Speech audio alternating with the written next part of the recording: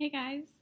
So for this week, we are talking about termination, and so right now, I'm leading a group that has to do with anxiety support and depression, and so um, I was trying to think of some things that I could use for this particular group, and so one really creative and uplifting, well, I guess not that creative, but it's uplifting, and it's having all the members of the group make a sheet for themselves and they get to decorate it and write their name on it. And then we pass it around to all the other members, and then those other members write something nice or supportive about that individual. And so I've already done this just because I did a week about self esteem, but this would be a really good thing to do for termination so that they can kind of see, what other people have seen in them in the group, and it's just more of like a positive reinforcer about their good qualities.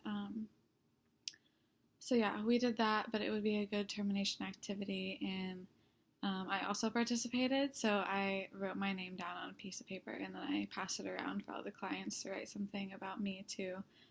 So that was a fun activity to do, just because um, I do work with a lot of IDD, and so a lot of them have trouble reading and writing. So they also were helping each other, and it was just really good to see them working together and being that support for each other. So that was one of my creative activities that I thought of for a termination, even though I've already done it. And it's just a good way to uplift the clients.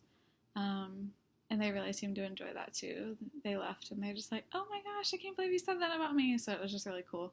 Um, Another thing is, I don't really know if it's legal or you're supposed to do it, but writing something like writing a fear or um, what gives you anxiety or some of your depressive thoughts, writing it down on a piece of paper and then sticking it in a balloon and then releasing them.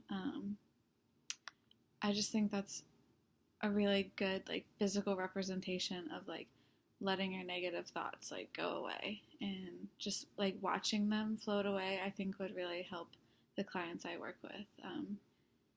The clients that I work with, a lot of them do have intellectual disabilities, and sometimes it's harder for them to conceptualize things unless they like see it happening. So doing that I think would be really helpful for them, just like being able to release that balloon themselves.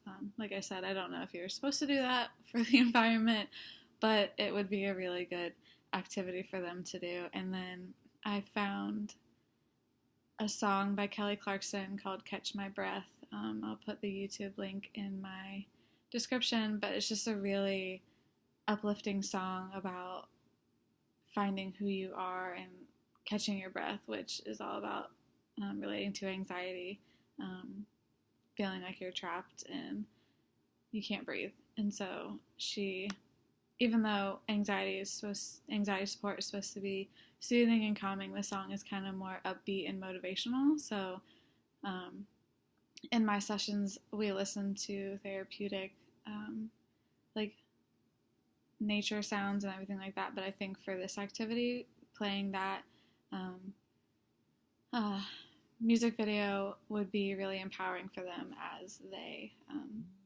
let the balloon go away. So that is what I would want to do for my group.